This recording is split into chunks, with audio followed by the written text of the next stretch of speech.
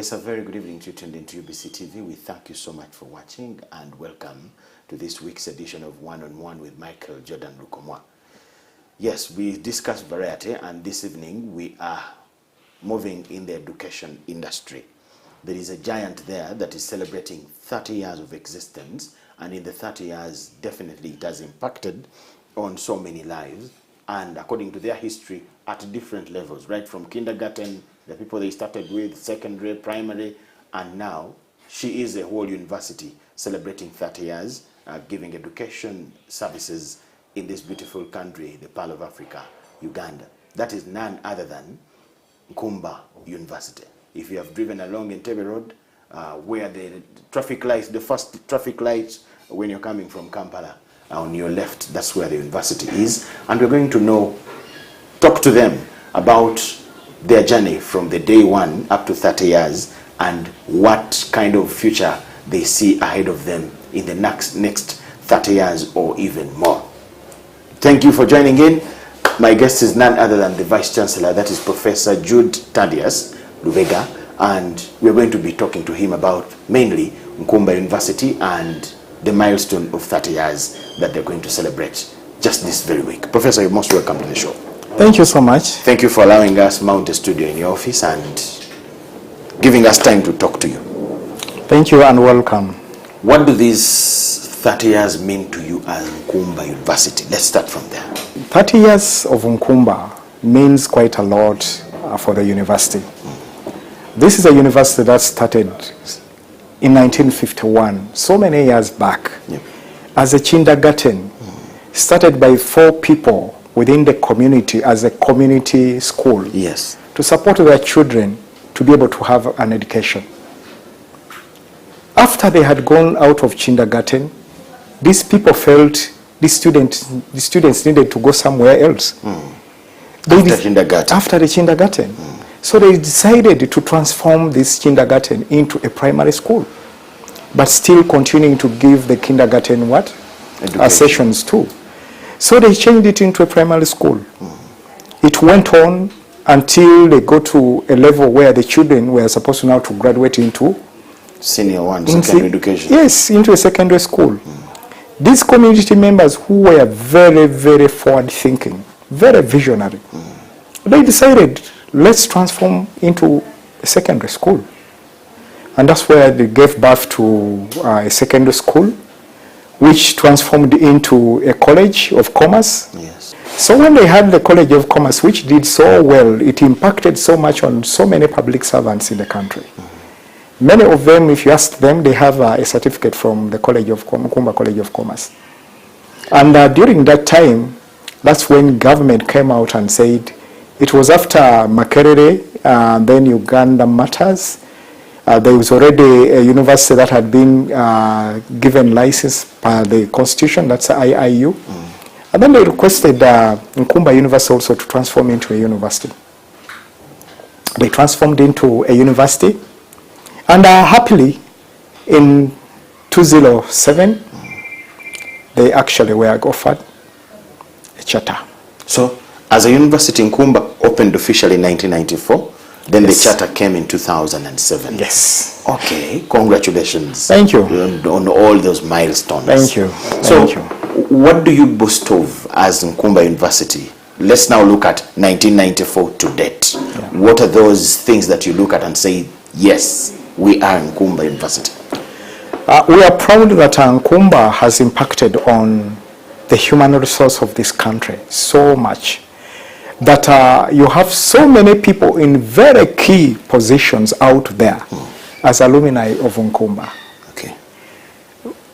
Give an example. When you go to General Katumba Wamala, the Prime Minister herself, Nabanja, Robina Nabanja, Angina, the General. There's so many of these people that I can't name all of them. But those are the iconic ones, but we have so many in the banks and exactly, teaching in so many other fields. Exactly, and they are doing so well out there. Okay.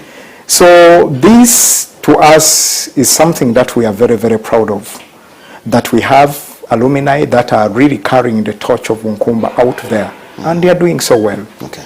We have seen Nkumba impacting on the community. There's so many people that have benefited out of Nkumba University around the community. So many businesses around Nkumba University that are flourishing because of Nkumba University. Look at the hostel business around. The business people, they are really earning a lot of money out of accommodation for students. So there's quite a lot. If we go into the hotel industry, you'll find that Nkumba has a lot of student graduates that have moved in there, that are graduating from Nkumba here, the hospitality business, within that department. They are doing so well. You go within the Entebbe hotels, so many of our students are out there. But then also the wildlife conservation. Many of the people there, the top people and the people manning that area, are Nkumba University graduates. Product. So to us, we have really impacted. Nkumba's niche has always been business. Those are because from College of Commerce, then we transformed into the business. So okay, because you were a College of Commerce. Yes. So the business line is very strong. Is the strongest. Yes, it has been strong over years, and they are the majority of the students we have within the university. And it has continued that way for quite some time. Okay. Yeah. What happened now to the kindergarten, the primary school, and the secondary school? Were they closed, or we still have them? No, right. We separate the wall here with the primary school. Okay. It's still in existence, and it continues to grow. It's managed by the Nkumba Education Foundation, which also manages Nkumba University. So it's still growing stronger and stronger. So it's still there. So we no longer have the primary school, we have only the secondary school. The secondary school is no more. Oh. It's no more because it is what transformed into the College of Commerce and the university. Oh, okay. But the primary school is still there. But both the primary school and the university are all under the same foundation. Okay. So from the College of Commerce, you have hinted about the business line being your niche. How did you transform, especially in the academic area, now penetrating the broader world of educating or taking all the courses and the lines? Okay. Academically, how did you penetrate the university industry from being a College of Commerce, and what kind of courses did you introduce, and how has that grown 30 years after? Within the 30 years, the university has grown from only offering business courses to a span of so many other areas. At the moment, we have 7 schools. We have the School of Business Administration and Management. We have the School of Industrial Art and Design. We have the School of Science. We have the School of Law. Okay. We have the School of Education. And we have the School of Computing and Informatics, which is the newest baby we have. It's just about 2 years now old. Now what has happened is that as the times have changed and the need came into being, that there was so much demand for graduates within other disciplines, Nkumba had to also move into those other areas and impart knowledge. The example I give you, which has really impacted on so many Ugandans out there, is our School of Law. Our School of Law is ranked number 3 in the country. Okay. Very, very strong, started by Professor Kakoza then. One of those notables, I would say, the pioneers of law in this country. Studied and taught in Dar es Salaam before coming. He started the School of Law in Makerere University. After starting it, he moved down to Nkumba. Okay. So he started in Nkumba, and it has been strong and still has strong. We have so many alumni from the School of Law who are doing so well in practice, so well. And we are very proud of it. But even other schools, science, we have several disciplines in there. That's where the wildlife and conservation areas are. The hospitality is under science. But even other schools, education is impacting on the education sector, is training a lot of teachers out there. under the Bachelor of Science in Education, Bachelor of Arts in Education, both at primary and secondary. But then we have even at postgraduate level. But then also when you come into the computing field, myself, I'm a computer scientist. Okay. So it was my mandate that we need to start a computing school. Being that you're here, definitely, Exactly. There's no way you would explain it even to yourself. Exactly. And therefore, we have started a very strong computing school. It's growing steadily. So many innovations have already come out of all this. We have so many young people innovating here and there. We are very proud of the school. And for example, the software system we are using to manage students, manage timetables, classes, and things of that kind, is all designed by the students here. Okay. With my mentorship. So all these have come to really address the gaps that the country needs.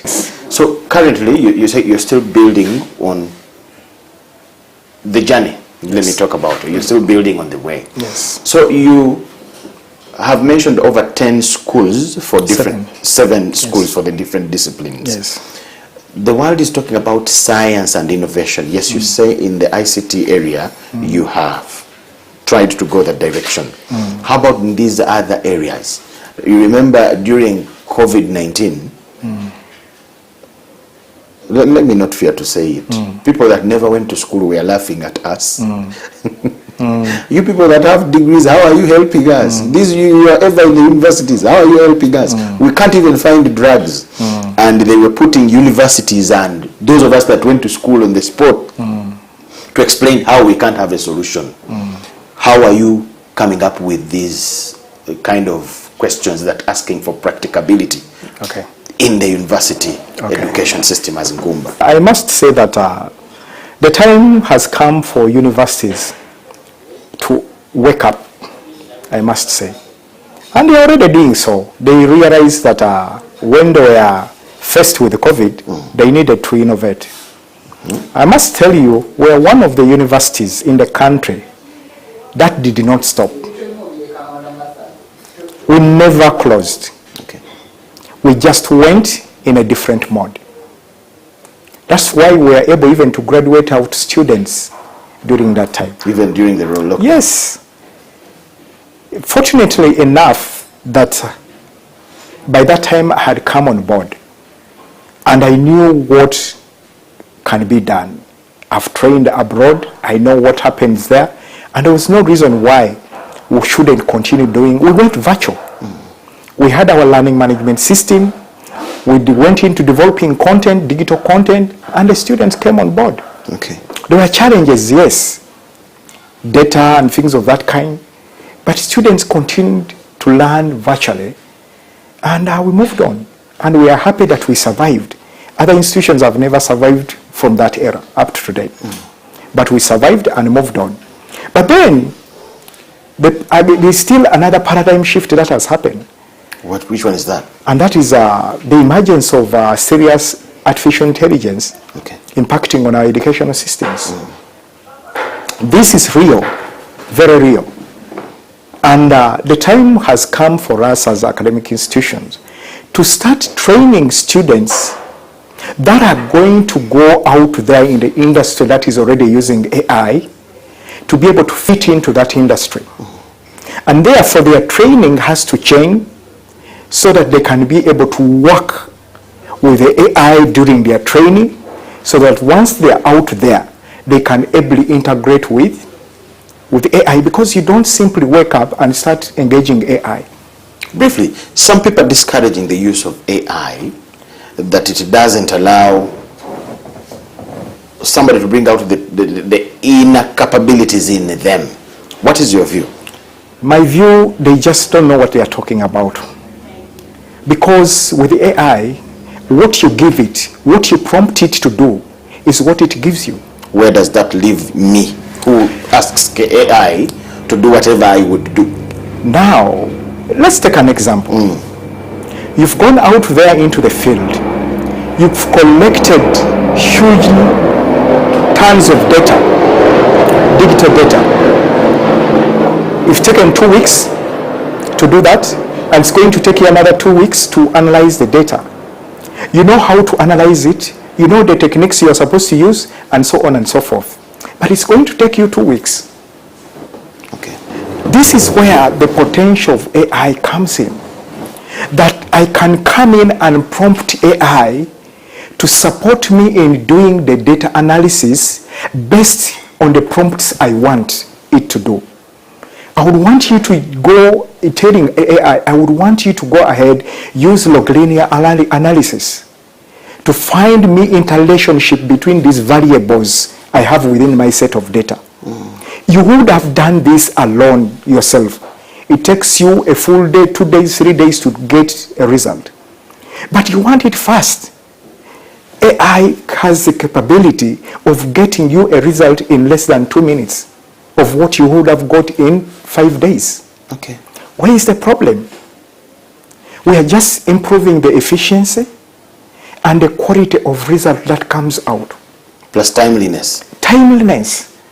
So we should not be running away from the use of AI because, one, it has come to stay. It's not going anywhere. People have actually viewed AI as electricity. When the electricity was invented, then nobody knew that the time is going to come that everything will need electricity to be able to run. Today, we need electricity. AI is the new electricity of this era, because it's already with us in any sector you may think about. So do we run away from it?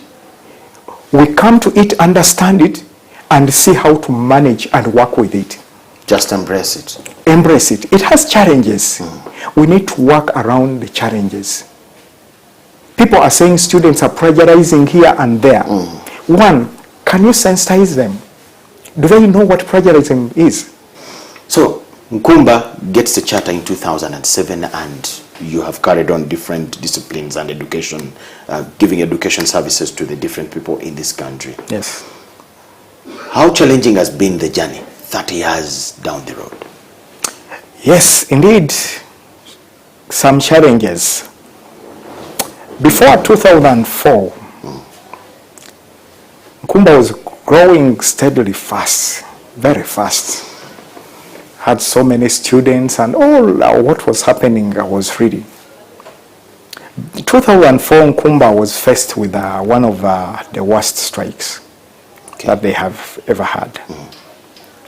This is a strike that took Nkumba backwards so many years back. Was it the strike or the cause of the strike? No, the strike of the students and all that. Because when you strike and a lot happens, you close down the university and send away the students back home and all that. Students, not everybody will return. Many parents lose a lot of trust in you and all sorts of things. So in the end, you never get back to the same normal. Okay. So that's what happened. And that caused a lot of retardation of the But what caused the strike? The strike... Because in many cases, university administrators... Yeah. Normally, you blame people that strike, but you skip what causes or leads them into striking. You know, across the divide. You know how students get so addicted to a certain way of doing things. Then it was an introduction of a new policy that required them to do something of quality within their teaching and learning. And the student didn't want to move into that direction, despite that it was of quality to them. This is a policy that was being introduced, and the administration then was, we need to move into this direction. The students can't move into that direction. Yes. And that caused the friction and led to that disagreement, and there was up into strike. Yes, there was a strike. How did it affect the institution? Population-wise of the students, the numbers went down. And being a private institutions, you rely so much on the student fees to make the business run within the university. So when you have less resources, definitely a lot is going to be affected within the university. So that's what happened.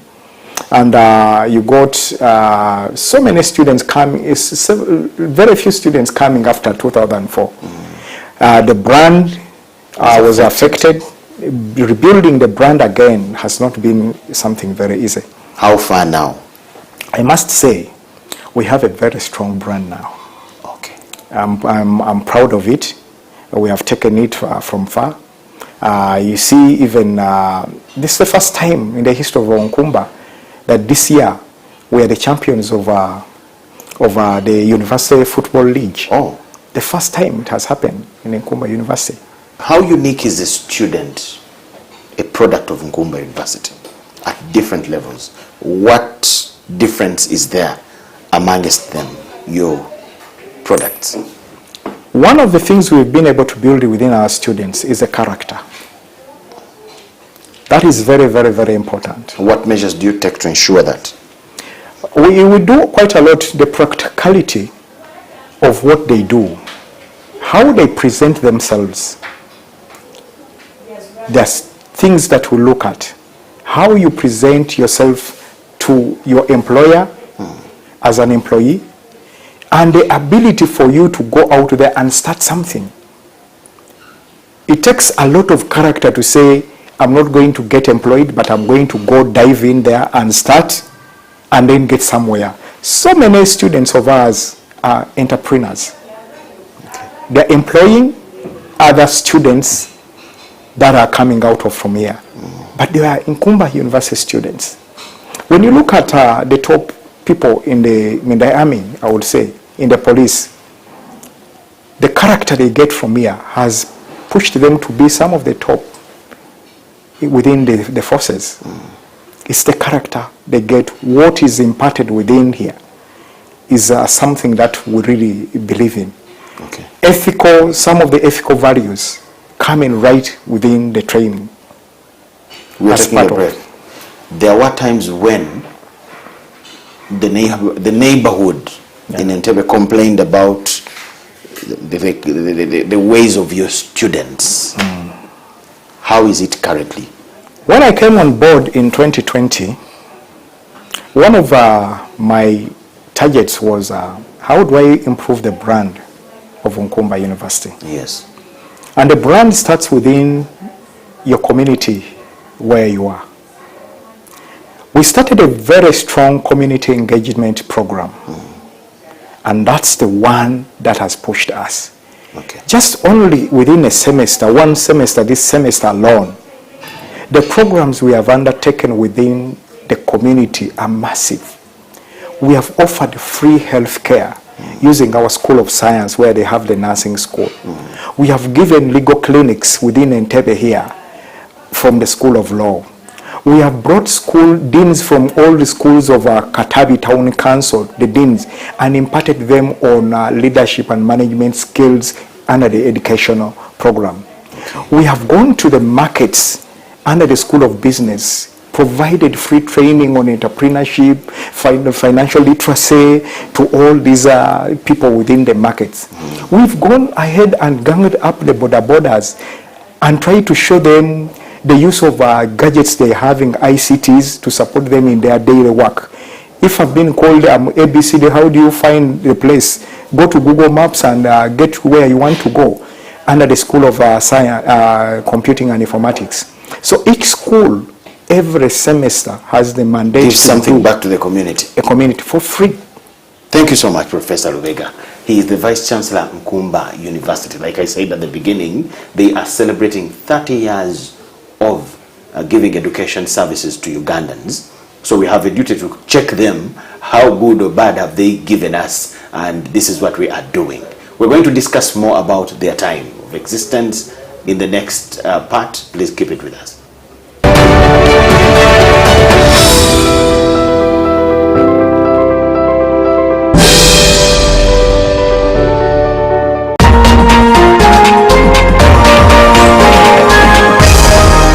Every marriage has 100% chances of succeeding. You know why? Because God created marriage, and God never creates failure, and God never designs anything to fail. Every marriage has 100% chances of succeeding. Is your marriage struggling and you're wondering whether it will ever succeed, whether you will ever make it, whether it's even worth holding on to, you got to tune into Unlocking Marital Bliss, because right here we provide the keys to unlock the bliss in your marriage, and you will be able to succeed. We've had testimonies and lives are changing day by day. Marriage must be a discipline.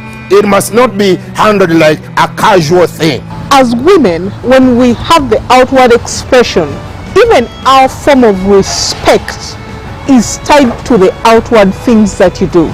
Some women now have working class. They don't know how to handle their husbands because the marriage has become like question and answer marriage. Do you have any tea? Don't you have hands to prepare it? Why have you come back late? Did I take your blanket? It's question and answer marriage. Not any other place, but every Sunday, 3 p.m. right here at UBC with the one and only Cyrus Rod, not any other. Unlocking Marital Bliss.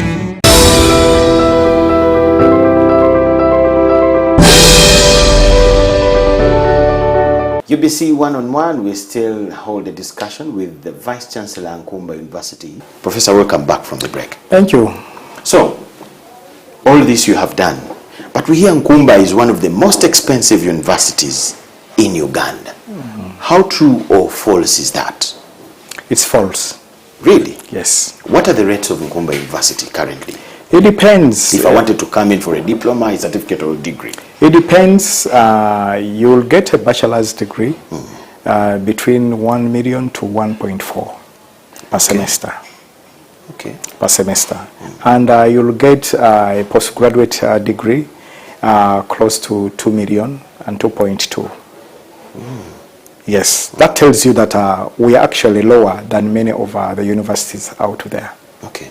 Especially the private universities we are competing with within our league of the first 15 or 20 universities in the country. If you compare the prices, you are more affordable than the rest. We are more affordable than, and when you get into our distance programs, it's even far less. It's less than 800,000 per semester. Okay. And that's why many of the teachers prefer to head into that program, because they can only study at a distance. What different ways do you carry your programs? We offer programs at the moment. We are offering programs in 2 modes, mainly. We have the traditional face-to-face mode. In the lecture room? In the lecture room, students come here and actually there are 3, and attend to classes and all that within a semester. And then there's a mode which we call the blended learning. Which one is that? We blend both the traditional, face-to-face, and then the virtual. We teach you here, and then you find the rest of the resources virtually on our learning management system. Okay. We have created digital content from different subjects out there by the different lecturers. These are posted onto our learning management system for students to be able to access at any time from anywhere they wish. Our learning management system has 2 components. It's both web and a mobile app. So the students can still access via the mobile app. Then we have the mode of distance, that the students, a big part of they're not on campus. They come, they are taught for 1 or 2 weeks, introduced to the different resources they are going to engage with, and then they go away for the big part of the semester. They are only being engaged virtually by the lecturers as they access and read the resources they have. Then come back towards exams for a review and then exams.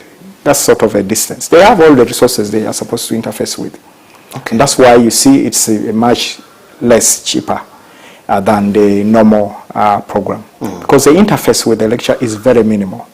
So it is where the lecturer is that the cost goes a little higher. Exactly, because every time they step in class, it's at a cost. That's why it is expensive. Okay. Yeah, so those are the 3 major modes. You have the face-to-face, the blended, and the distance. The distance. Yeah, we are hoping very soon to modify our distance completely, We're already working on it with the support from MasterCard Foundation and Cyber School Technologies, where we are moving some of the courses completely to be virtual programs. We already subscribe to Zoom, educational version. So several lecturers teach via Zoom if they are unable to attend, and if they are teaching the blended form. But we want to move to certain programs that we offer them completely virtual programs, that from the start, they are actually going to be, every week the students are studying, but they are studying away from campus. They are virtually being taught from wherever they are. As a professor, universities are all talking about this virtual kind of teaching. As a professor with your experience, how effective is it in as far as imparting knowledge is concerned vis-a-vis our traditional way of sitting in class listening to someone? I must say, I'm one of the people that have done research in that area. Tell us then. We have now from the horse's mouth. We've compared the students who have actually studied using the traditional face-to-face classroom and those ones that were taught virtually. And there was no significant difference within their performance. Okay. That tells you it is your ability to be able to learn. You have all the resources. When somebody teaches you via Zoom and somebody comes into the classroom and teaches you, it is the same person teaching you. What is the difference they're actually doing? It is the same person imparting the same knowledge. So it is just a theory amongst people that online learning is not effective. It's wrong. The information is imparted the same way. Because it's again the same information. Yes. Because if the lecturer in the traditional face wants students to engage into the discussion, put them into a group, the students can be put in a group virtually and they can engage in the best way possible. And remember, the students we have today are the digital natives. They have been born in an era of technology. And majorly all what they want to do should be enabled by technology. Okay.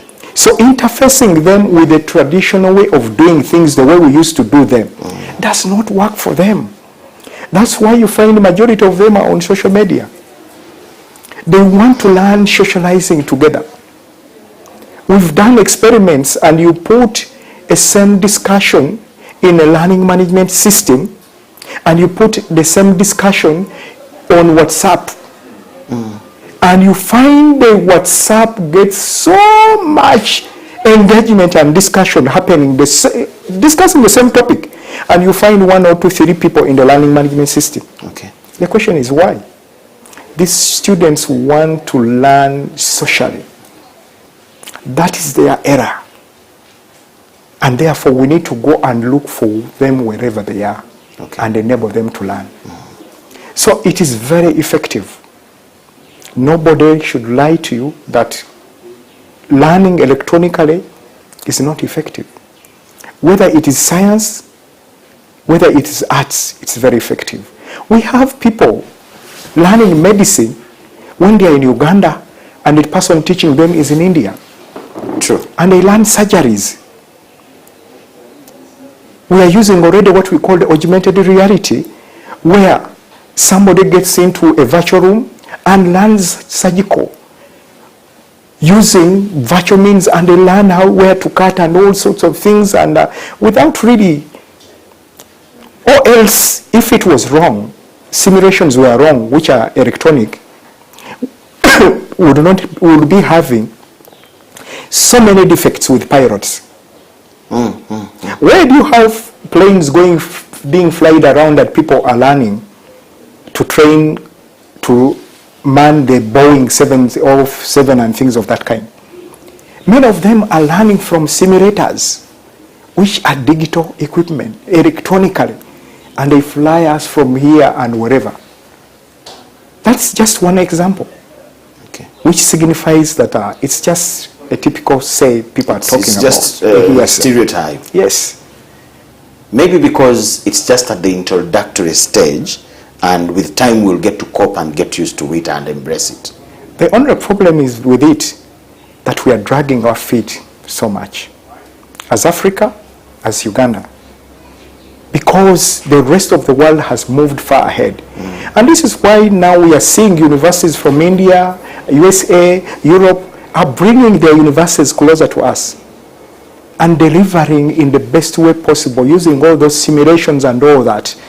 And they are getting all our students being taught in those universities. You've seen MIT, you've seen Liverpool, Edinburgh, all these are foreign universities. Amity University, they're teaching so many Ugandans here. What is going to happen? The local university will lose out. Will lose out. Okay. They don't come on ground to teach, but the students are interfacing electronically with the best professors out there. So I think we need to change and get to understand the clientele we have with us. Personally, I think gradually everybody will get on board, and the universities should not stop with taking the electronic line. They shouldn't. Private universities, you are being blamed of championing plagiarism, duplication of courses for money-making purposes. You represent all your other professors in other universities to clear the air on that. Whoever is saying that, I must say it may be true and not true. Actually, let me correct it. It's not private universities. Let me say universities in Uganda. Yeah. You're all being blamed of duplicating courses and plagiarism to get clientele. You know what happens? Let's understand the context under which they are talking about duplication. There are certain universities, what they do is look at a program. And within the program, what is simply an area of study within the program is changed and transformed into a degree program of itself. Yes. Many times I've laughed when the president, His Excellency Kaguta Museveni, talks about how developmental studies came into being. I always laugh about it because it came to becoming a full program, when then, during the time, it was simply modules within a program. Yes. But then transformed into a full degree program. And he has always said that I've always been against having a degree program called development studies. That is an example of what we would call sort of duplication. What do you think gives birth to this plagiarism and the duplication? It's actually not plagiarism. It's just a duplication. Yes. It's a duplication. But again, it goes back onto, you know, when National Council is giving you, accrediting your programs to run, they give you a certain number of students to run and a program.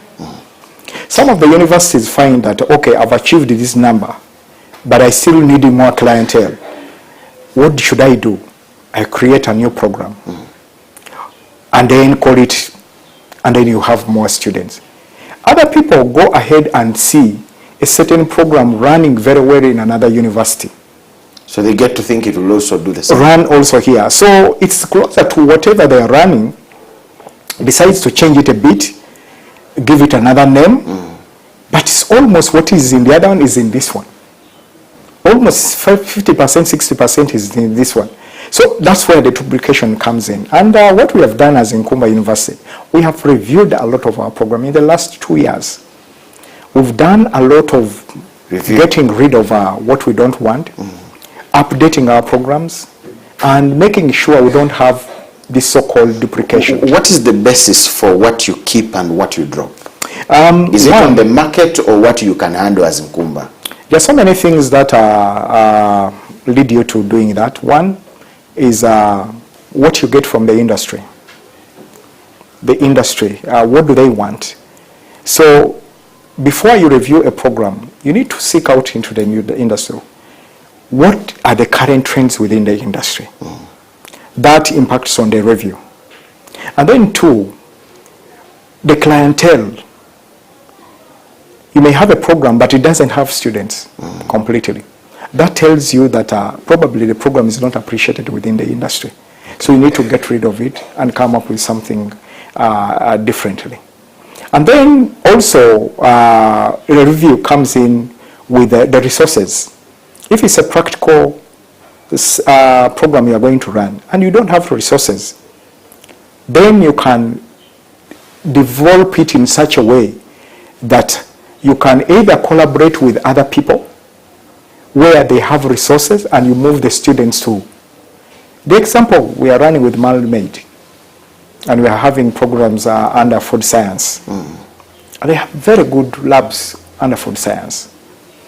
So we have students here who are admitted here, but they are actually trained from Malmaid.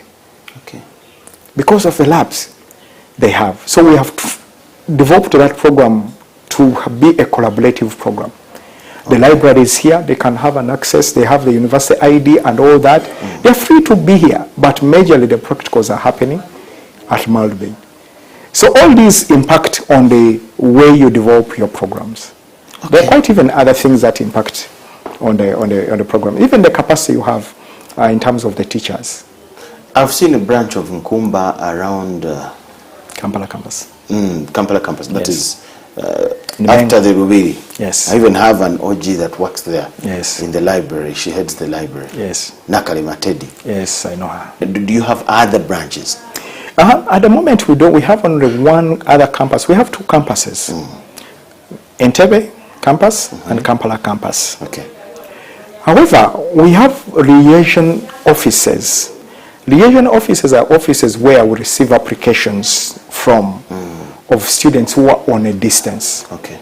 And other administrative kind of work? Yes, they receive them, they handle them, and then send the applications here. And then we are able to manage them, and then share resources through the liaison offices to those particular people, okay. Especially the distance students. So those ones we have, but we have two. We are hoping to start a new campus in the near future in Chegwega. Okay. We've acquired already land there. And you're going to put up construction? Yes. And what? Yeah. Next in November, we are doing a groundbreaking so that we can start construction of another campus that will be in the western part of Uganda. Are there plans of expanding here? Because with the changes that are coming with the growth and the population and the population around in the neighborhood and the population of the students within the university, are there plans of expanding here, or this is enough that you will always have? We have a new master plan that was passed last year. Okay. And that master plan dictates us to even start new programs. We are going to start a full school of engineering and architecture. Okay. That's one of the plans, right down at the other side. We have plans of starting a school of medicine and are starting the Nkumba University Teaching Hospital right down there also. So these are to come in the near future. Want to go into a lot of the science programs too, because we've had quite enough of the arts. We're not getting rid of the arts. We are working, but we are just strengthening the university by adding these other more science programs. Okay. So we hope to expand into that direction. Okay. Yeah. I've had universities boasting of affiliations. We are affiliated to Oxford and what? Does Nkumba have any affiliations here or international? We have multiple affiliations across in Europe, USA, and all that. In Austria alone, we have collaborations with over 12 universities. How do these affiliations help universities, and how do you benefit as Nkumba from these ones? We do benefit quite a lot. One, they support. We get our staff to work together with those staff to do research, which is a plus for us. We do benchmarking visits. They come on ground here, support us in improving our processes. We go and learn from there. Our teachers go and teach in those programs. They are able to understand how does it happen in Europe. The different dynamics. Exactly. Yes. And then also we get projects to come on ground.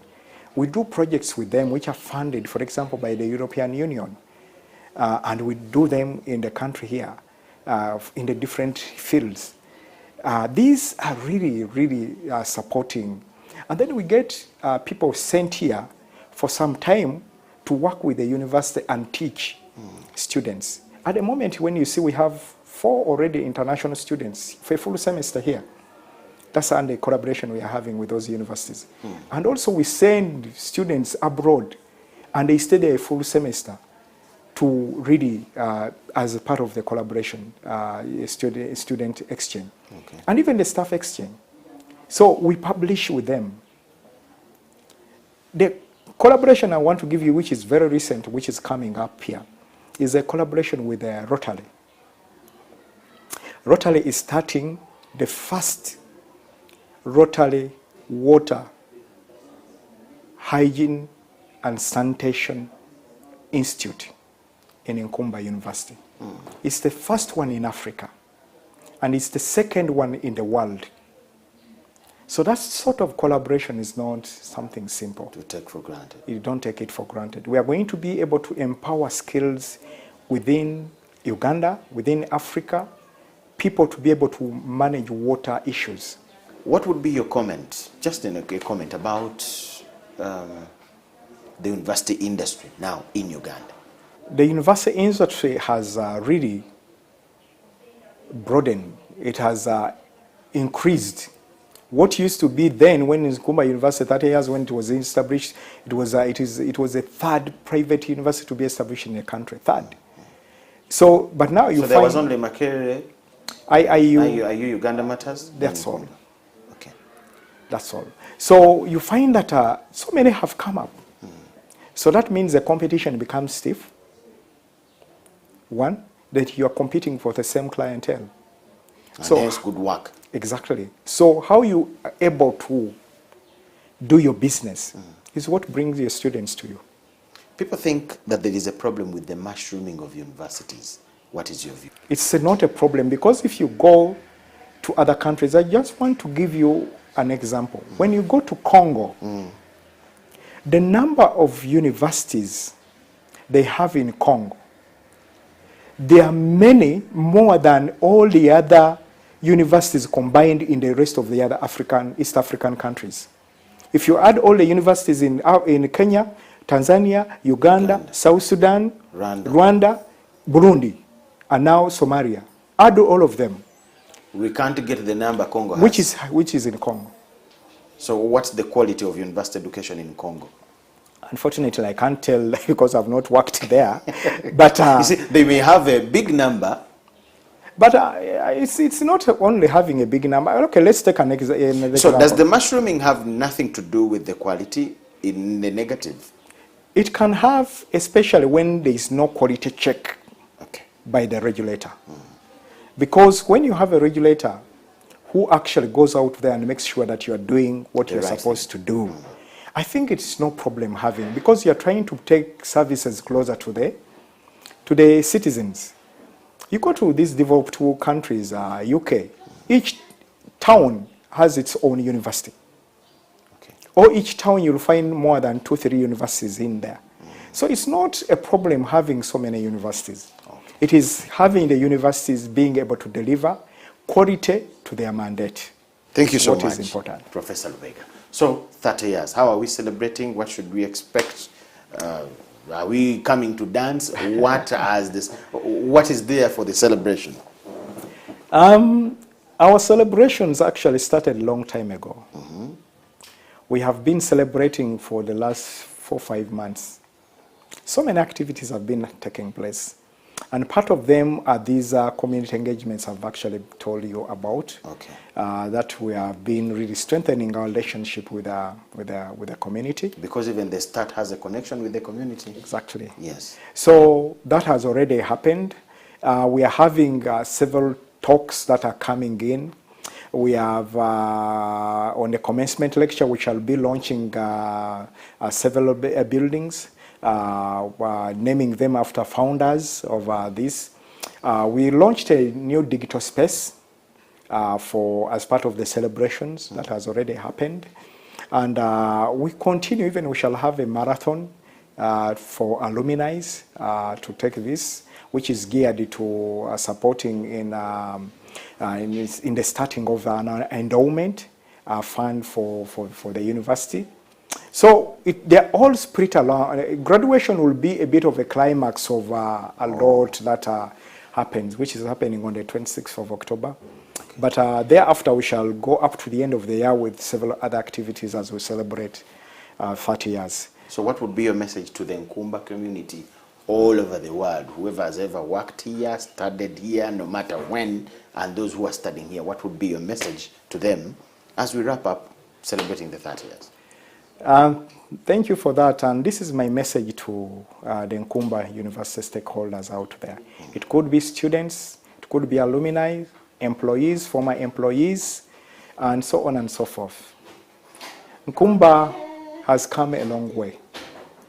Nkumba is a brand to reckon with. Nkumba is here to stay. We just need to come back and support our university to even get it to better heights than it is right now. We are already doing our best as an administration to get the university to a very different level. As you may see, whatever is happening across the country and the globe, the quality of teaching is changing very rapidly. Adoption of technologies for teaching and learning is coming in very well within the staff. We are building capacity out there. There's so many staff we have put on the capacity building program for PhD training. It's enormous. We have over 70 staff at PhD training, and that is geared to support the university in the coming years once they have infrastructure-wise. We have a new master plan that is going to transform this university to one of the best campuses.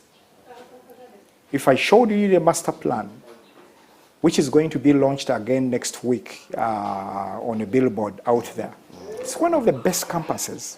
We need to achieve that going forward. So Nkumba is changing quite a lot. We are going to construct on the 15 acres of land, which is right, not very far from here, a student stadium village.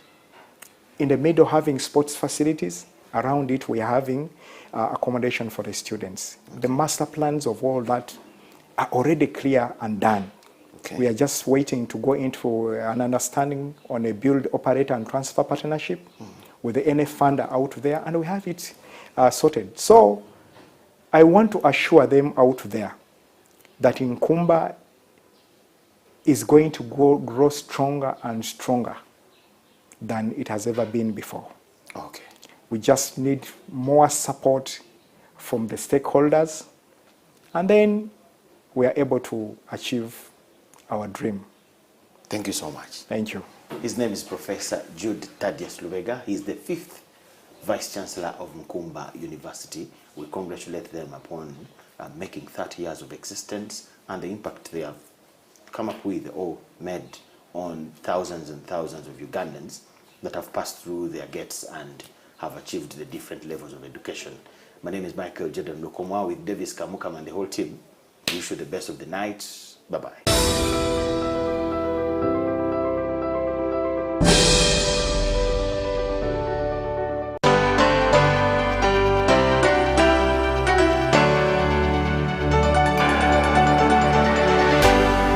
UBC, inspiring Uganda. Stop breathing.